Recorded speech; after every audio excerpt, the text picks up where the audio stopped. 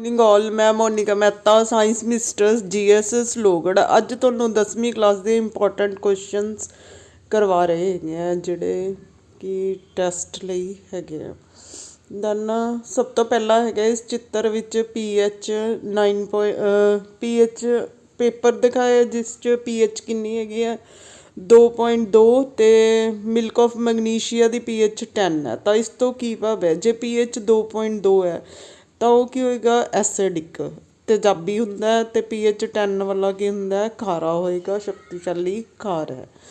ਪਿੱਤਲ ਅਤੇ ਤਾਂਬੇ ਦੇ ਬਰਤਨਾਂ ਵਿੱਚ ਦਹੀਂ ਅਤੇ ਖੱਟੀਆਂ ਵਸਤਾਂ ਕਿਉਂ ਨਹੀਂ ਰੱਖਣੀਆਂ ਚਾਹੀਦੀਆਂ? ਦਹੀਂ ਅਤੇ ਖੱਟੀਆਂ ਵਸਤਾਂ ਜਿਹੜੀਆਂ ਤੇਜ਼ਾਬ ਹੁੰਦੀਆਂ ਕਾਪਰ ਦੇ ਨਾਲ ਕਿਰਿਆ ਕਰਕੇ। ਤੁਸੀਂ ਇੱਦਾਂ ਬੇਟਾ ਰਿਐਕਸ਼ਨ ਵੀ ਲਿਖ ਸਕਦੇ ਹੋ, ਕਾਪਰ ਪਲਸ ਐਸਿਡ, ਤਾਂ ਇਹ ਕੀ ਬਣ ਜਾਏਗਾ, copper chloride plus hydrogen gas liberate ਹੋਏਗੀ।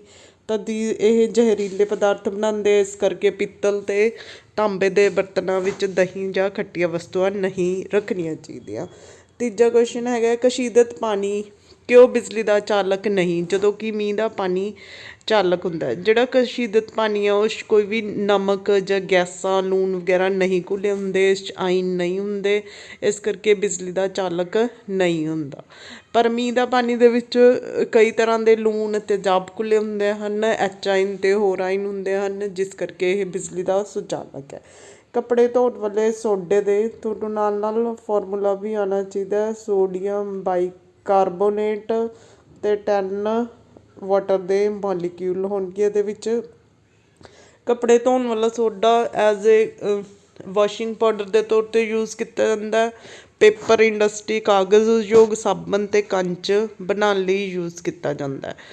HCl ਗੈਸ ਪੇਪਰ ਦਾ ਰੰਗ ਕਿਉਂ ਨਹੀਂ ਬਦਲਦੀ? ਕਿਉਂਕਿ ਇਹ ਐਚ ਆਇਨ ਮੌਜੂਦ ਨਹੀਂ ਹੁੰਦੇ, ਖੁਸ਼ਕ ਹੁੰਦੀ ਹੈ, ਐਚ ਆਇਨ 'ਚ ਨਹੀਂ ਟੁੱਟਦੀ, ਇਸ ਕਰਕੇ ਖੁਸ਼ਕ ਗੈਸ, ਠੀਕ ਹੈ, ਲਿਟਮਸ ਪੇਪਰ ਦਾ ਰੰਗ ਨਹੀਂ ਚੇਂਜ ਕਰੇਗੀ। ਪਲਾਸਟਰ ਆਫ ਪੈਰਿਸ ਨੂੰ ਨਮੀ ਰੋਧਕ ਬਰਤਨਾਂ ਵਿੱਚ ਰੱਖਣਾ ਚਾਹੀਦਾ ਹੈ। Plaster of Paris the formula calcium sulphate ਅੱਧਾ ਮੋਲੀਕਿਊਲ ਪਾਣੀ ਦਾ। ਜਦੋਂ ਇਹਨੂੰ ਅਸੀਂ ਇਹਦੇ ਵਿੱਚ ਪਾਣੀ, ਅਗਰ ਅਸੀਂ ਇਹਨੂੰ ਖੁੱਲ੍ਹਾ ਰੱਖ ਦਾਂਗੇ ਤਾਂ ਇਹ ਵਾਤਾਵਰਨ ਦੇ ਵਿੱਚੋਂ ਪਾਣੀ ਸੋਖ ਲਏਗਾ, ਜਿਪਸਮ ਬਣ ਜਾਏਗੀ ਅਤੇ ਕਠੋਰ ਹੋ ਜਾਏਗਾ।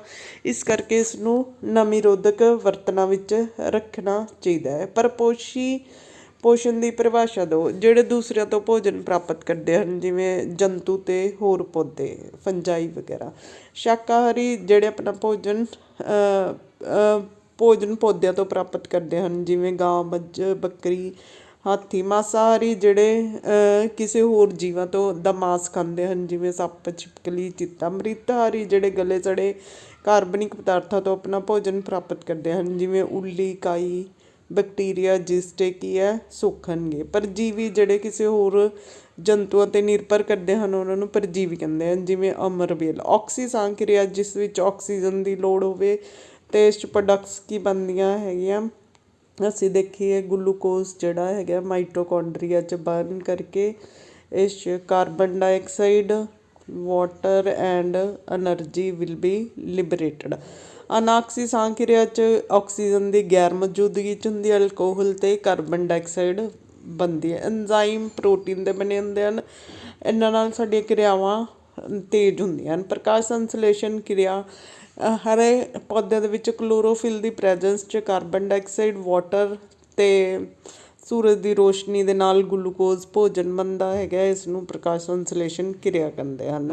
ਪੌਦਾ ਕੱਚੀ ਸਮੱਗਰੀ ਕਿੱਥੋਂ? ਪ੍ਰਕਾਸ਼ ਸੰਸਲੇਸ਼ਨ ਲਈ ਕੱਚੀ ਸਮੱਗਰੀ ਕਾਰਬਨ ਡਾਈਆਕਸਾਈਡ ਵਾਤਾਵਰਨ ਤੋਂ, ਪਾਣੀ ਮਿੱਟੀ ਤੋਂ, ਔਰ ਸੂਰਜ ਦਾ ਪ੍ਰਕਾਸ਼, ਠੀਕ ਹੈ, ਕੱਚੀ ਸਮੱਗਰੀ ਹੈ। ਸਾਡੇ ਮੈਦੇ ਵਿੱਚ ਤੇਜ਼ਾਬ ਦੀ ਕੀ ਮਹੱਤਤਾ ਹੈ? ਸਾਡੇ HCl ਹੁੰਦਾ, ਜਿਹੜਾ ਕਿ ਐਸਿਡਿਕ ਮਾਧਿਅਮ ਪ੍ਰੋਵਾਈਡ ਕਰੂਗਾ, ਤਾਂ ਭੋਜਨ ਨੂੰ ਇਹਨੂੰ ਪਚਾਉਣ 'ਚ ਸਹਾਇਤਾ ਕਰਦਾ ਹੈ। ਪੈਪਸਿਨ ਐਨਜ਼ਾਈਮ ਜਿਹੜਾ ਹੈਗਾ ਭੋਜਨ ਨੂੰ ਤੋੜਦਾ ਹੈਗਾ। ਦਿਮਾਗ ਦਾ ਕਿਹੜਾ ਭਾਗ ਸਥਿਤੀ ਅਤੇ ਸੰਤੁਲਨ ਨੂੰ ਬਣਾਈ ਰੱਖਦਾ? ਸੈਰੀਬੈਲਮ।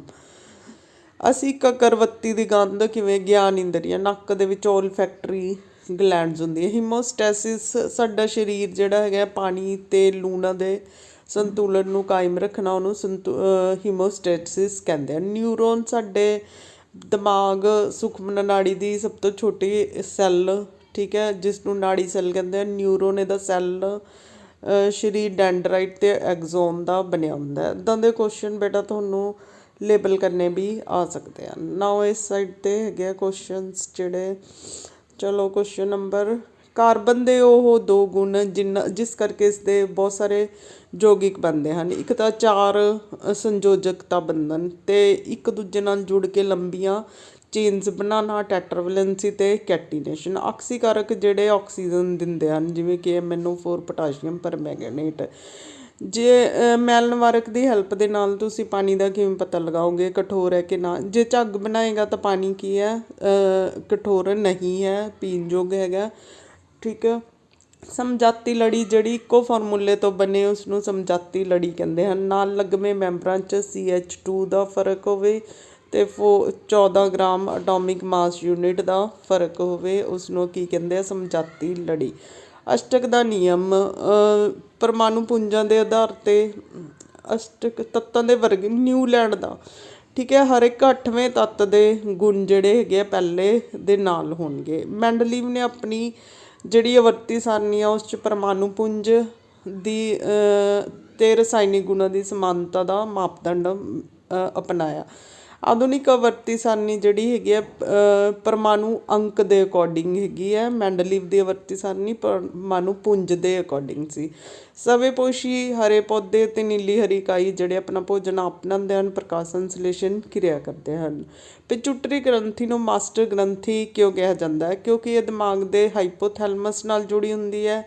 ਇਸ ਗ੍ਰੰਥੀ ਜਿਹੜੀਆਂ ਹੈਗੀਆਂ ਦੂਸਰੀ ਗ੍ਰੰਥੀਆਂ ਦੇ ਹਾਰਮੋਨਸ ਨੂੰ ਕੰਟਰੋਲ ਕਰਦੀਆਂ, ਇਸ ਕਰਕੇ ਇਸ ਨੂੰ ਮਾਸਟਰ ਗ੍ਰੰਥੀ ਕਿਹਾ ਜਾਂਦਾ ਹੈ। ਛੂਈ ਮੂਈ ਦੇ ਪੌਦਿਆਂ ਦੇ ਵਿੱਚ ਨਾਸਟਿਕ ਮੂਵਮੈਂਟਸ ਹੁੰਦੀਆਂ। ਛੂਈ ਮੂਈ ਦੇ ਪੌਦਿਆਂ ਨੂੰ ਅਗਰ ਅਸੀਂ ਟੱਚ ਕਰੀਏ, ਪੱਤਿਆਂ ਦੀ ਗਤੀ ਵਿੱਚ ਵਾਧਾ ਸ਼ਾਮਿਲ ਨਹੀਂ ਹੁੰਦਾ ਅਤੇ ਕਰੂੰਬਲਾਂ ਦੀ ਗਤੀ ਵਾਧੇ ਦੇ ਕਾਰਨ ਹੁੰਦੀ ਹੈ, ਪ੍ਰਕਾਸ਼ ਦੇ ਕਰਕੇ। ਛੂਈ ਮੂਈ ਇਹ ਨਾਸਟਿਕ ਮੂਵਮੈਂਟਸ ਹੁੰਦੀਆਂ, ਪਾਣੀ ਵਾਪਸ ਚਲਾ ਜਾਏਗਾ ਅਤੇ ਆਪਣੇ ਆਪ ਨੂੰ ਫੋਲਡ ਕਰ ਲੈਂਦੀ ਹੈ। ਸੁਖਮਨਾ ਨਾੜੀ 'ਤੇ ਸੱਟ ਲੱਗਣ ਨਾਲ ਕਿਹੜੇ ਸੰਕੇਤਾਂ ਵਿੱਚ ਰੁਕਾਵਟ ਆਵੇਗੀ?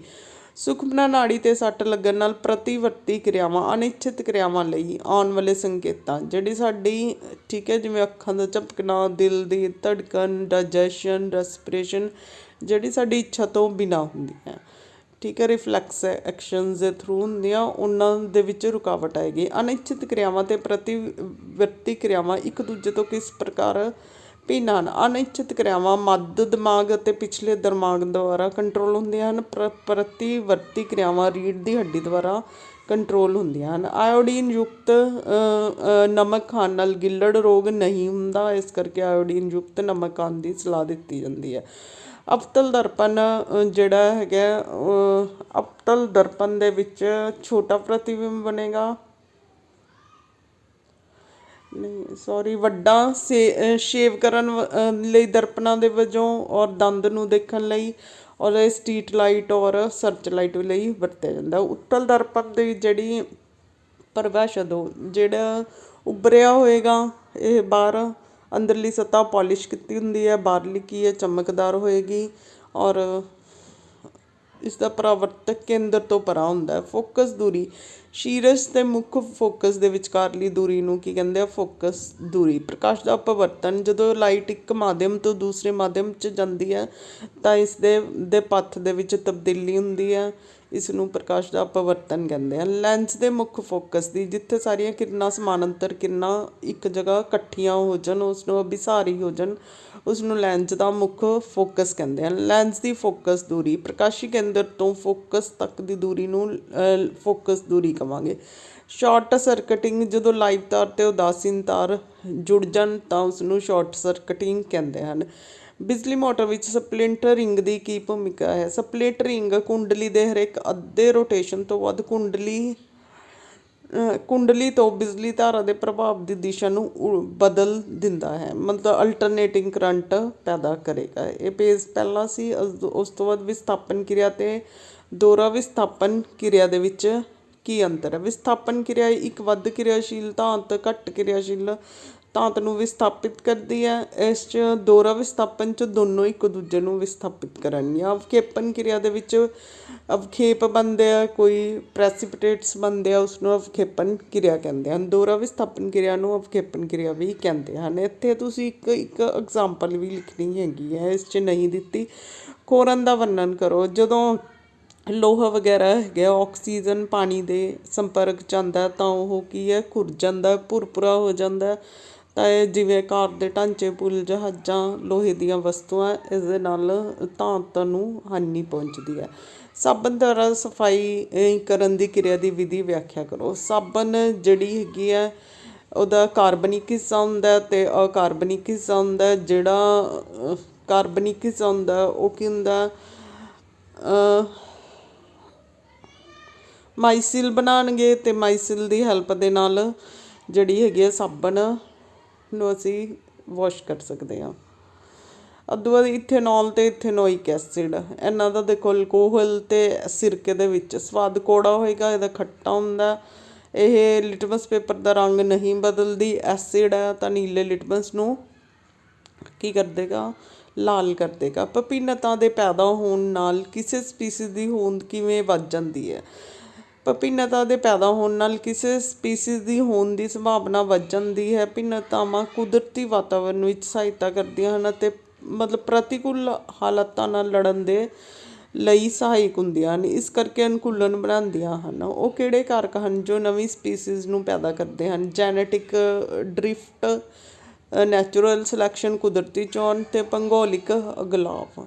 ਸਮਜਾਤ ਅਤੇ ਸਮਰੂਪ ਅੰਗ। ਸਮਜਾਤ ਅੰਗ ਜਿਨ੍ਹਾਂ ਦੀ ਮੁੱਢਲੀ ਰਚਨਾ ਸਮਾਨ ਹੁੰਦੀ ਹੈ ਪਰ ਕਾਰਜ ਵੱਖ ਵੱਖ ਹੁੰਦੇ ਆ, ਜਿਵੇਂ ਪੰਛੀਆਂ ਦੇ ਫੰਗ। ਸਮਰੂਪ ਅੰਗ ਜਿਨ੍ਹਾਂ ਦੀ ਮੂਲ ਰਚਨਾ ਵੱਖ ਵੱਖ ਹੁੰਦੀ ਹੈ ਪਰ ਕਾਰਜ ਇੱਕੋ ਜਿਹਾ ਹੋਏਗਾ, ਜਿਵੇਂ ਕੀਟਾਂ ਦੇ, ਪੰਛੀਆਂ ਦੇ ਅਤੇ ਚਮਗਾਦੜ ਦੇ ਫੰਗ। ਕਿਸੇ ਗੋਲਾਕਾਰ ਦਰਪਣ ਦਾ ਅਰਧ ਵਿਆਸ 20 ਹੈ ਤਾਂ ਫੋਕਸ ਦੂਰੀ R/2 B/2 10 ਸੈਂਟੀਮੀਟਰ ਹੋ ਜੂ। ਤਾਰੇ ਕਿਉਂ ਟਿਮਟਿਮਾਉਂਦੇ ਹਨ? ਕਿਉਂਕਿ ਪ੍ਰਕਾਸ਼ ਦਾ ਕੀ ਹੋਏਗਾ, ਅਲੱਗ ਅਲੱਗ ਲੇਅਰਾਂ 'ਚੋਂ ਕੀ ਹੋਏਗਾ, ਅਪਵਰਤਨ ਹੋਏਗਾ, ਇਸ ਕਰਕੇ ਤਾਰੇ ਟਿਮਟਿਮਾਉਂਦੇ ਹਨ।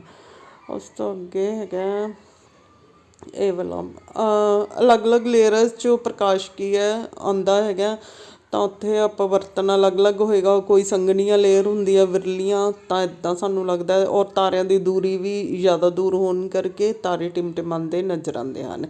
ਗ੍ਰਹਿ ਕਿਉਂ ਨਹੀਂ ਟਿਮਟਿਮਾਉਂਦੇ ਨਜ਼ਰ ਆਉਂਦੇ? ਵੱਡੇ ਹੁੰਦੇ ਆ, ਧਰਤੀ ਦੇ ਨੇੜੇ ਹੁੰਦੇ ਆ, ਤਾਂ ਕਰਕੇ ਇਹ ਟਿਮਟਿਮਾਉਂਦੇ ਨਜ਼ਰ ਨਹੀਂ ਆਉਂਦੇ। ਸੂਰਜ ਚੜ੍ਹਨ ਸਮੇਂ ਲਾਲ ਰੰਗ ਦਾ ਕਿਉਂ ਪ੍ਰਤੀਤ ਹੁੰਦਾ ਹੈ? ਵਾਤਾਵਰਨ 'ਚ ਧੂੜ ਕਣ, ਜਲ ਕਣ ਹੁੰਦੇ ਆ ਅਤੇ ਜਿਵੇਂ ਘੱਟ ਤਰੰਗ ਲੰਬਾਈ ਵਾਲੇ ਰੰਗ, ਜਿਵੇਂ ਨੀਲਾ, ਬੈਂਗਣੀ ਦਾ ਖੰਡਾਓ ਹੁੰਦਾ। ਸਿਰਫ ਅਧਿਕ ਜਿਹੜੀਆਂ ਲਾਲ ਰੰਗ ਦੀ ਤਰੰਗ ਲੰਬਾਈ ਠੀਕ ਹੈ ਜ਼ਿਆਦਾ ਹੁੰਦੀ ਹੈ, ਇਸ ਕਰਕੇ ਸਾਡੀਆਂ ਅੱਖਾਂ ਤੱਕ ਪਹੁੰਚਦੀ ਹੈ, ਇਸ ਕਰਕੇ ਸੂਰਜ ਚੜ੍ਹਨ ਸਮੇਂ ਲਾਲ ਪ੍ਰਤੀਤ ਹੁੰਦਾ ਹੈ। ਕਿਸੇ ਪੁਲਾੜ ਯਾਤਰੀ ਨੂੰ ਆਕਾਸ਼ ਨੀਲੇ ਦੀ ਥਾਂ ਕਾਲਾ, ਕਿਉਂਕਿ ਵਾਤਾਵਰਨ ਦੀ ਅਣਹੋਂਦ ਦੇ ਕਰਕੇ ਪ੍ਰਕਾਸ਼ ਦਾ ਖਿੰਡਾਓ ਨਹੀਂ ਹੁੰਦਾ, ਇਸ ਕਰਕੇ ਕਾਲਾ ਦਿਖਾਈ ਦਿੰਦਾ। ਚੁੰਬਕੀ ਖੇਤਰ ਰੇਖਾਵਾਂ ਦੇ ਗੁਣ। ਉੱਤਰ ਤੋਂ ਸ਼ੁਰੂ ਹੁੰਦੇ ਹਨ, ਦੱਖਣ 'ਤੇ ਖਤਮ ਹੁੰਦੀਆਂ ਹਨ। ਦੋ ਚੁੰਬਕੀ ਰੇਖਾਵਾਂ ਇੱਕ ਦੂਜੇ ਨੂੰ ਨਹੀਂ ਕੱਟਦੀਆਂ। ਦੋ ਚੁੰਬਕੀ ਖੇਤਰ ਰੇਖਾਵਾਂ ਕਿਉਂ ਨਹੀਂ ਕੱਟਦੀਆਂ? ਅਗਰ ਕੱਟਦੀਆਂ ਹੁੰਦੀਆਂ ਤਾਂ ਇੱਕ ਜਗ੍ਹਾ 'ਤੇ ਦੋ, ਅਸੀਂ ਉੱਥੇ ਕੰਪਸ ਰੱਖੀਏ ਤਾਂ ਇੱਕ ਪੁਆਇੰਟ 'ਤੇ ਦੋ ਦਿਸ਼ਾ ਮਤਲਬ ਉੱਤਰ ਕਿਵੇਂ ਪੋਸੀਬਲ ਹੋ ਸਕਦੇ ਆ, ਜੋ ਕਿ ਸੰਭਵ ਹੈ। ਮੋਟਰ ਦਾ ਸਿਧਾਂਤ ਕੀ ਹੈ? ਕਿਸੇ ਕੁੰਡਲੀ 'ਚੋਂ ਜਦੋਂ ਕਰੰਟ ਉਹਨੂੰ ਬਿਜਲੀ ਖੇਤਰ 'ਚ ਰੱਖਿਆ ਜਾਂਦਾ ਤਾਂ ਉਸ 'ਤੇ ਬਲ ਲੱਗਦਾ ਹੈਗਾ, ਕਰੰਟ ਜਿਸ 'ਚੋਂ ਜਾ ਰਿਹਾ। ਬਿਜਲੀ ਜਨਰੇਟਰ ਦਾ ਸਿਧਾਂਤ। ਜਦੋਂ ਕੋਈ ਚਾਲਕ ਕੁੰਡਲੀ ਬਲ ਰੇਖਾਵਾਂ ਨੂੰ ਕੱਟਦਾ ਹੈ ਤਾਂ ਫੈਰਾਡੇ ਦੇ ਚੁੰਬਕੀ ਪ੍ਰੇਰਣ ਅਨੁਸਾਰ ਬਿਜਲੀ ਵਾਹਕ ਬਲ ਪ੍ਰੇਰਿਤ ਹੋ ਜਾਂਦਾ ਹੈ। ਇਸ ਪ੍ਰੇਰਿਤ ਬਿਜਲੀ ਵਾਹਕ ਬਲ ਕਾਰਨ ਸਰਕਟ ਵਿੱਚੋਂ ਕਰੰਟ ਵਹਿੰਦਾ ਹੈ ਜੋ ਚਾਲਕ ਸਰਕਟ ਨੂੰ ਬੰਦ ਕਰਦਾ ਹੈ। ਉਹ ਤਾਰ ਦਾ ਕੀ ਕਾਰਜ ਹੈ? ਅਗਰ ਐਕਸਟਰਾ ਕਈ ਵਾਰੀ ਲੀਕੇਜ ਹੋ ਜਾਂਦੀ ਹੈ, ਇਸ ਨਾਲ ਇਹ ਯਕੀਨੀ ਹੋ ਜਾਂਦਾ ਹੈ ਕਿ ਜੰਤਰ ਦੇ ਵਿੱਚ ਬਿਜਲੀ ਧਾਰਾ ਗੁਜ਼ਰਨ ਨਾਲ ਪੋਟੈਂਸ਼ੀਅਲ ਧਰਤੀ ਦੇ ਪੋਟੈਂਸ਼ੀਅਲ ਦੇ ਬਰਾਬਰ ਬਣ ਜਾਂਦਾ ਹੈ, ਤਾਂ ਵਿਅਕਤੀ ਨੂੰ ਬਿਜਲੀ ਦਾ ਝਟਕਾ ਨਹੀਂ ਲੱਗਦਾ।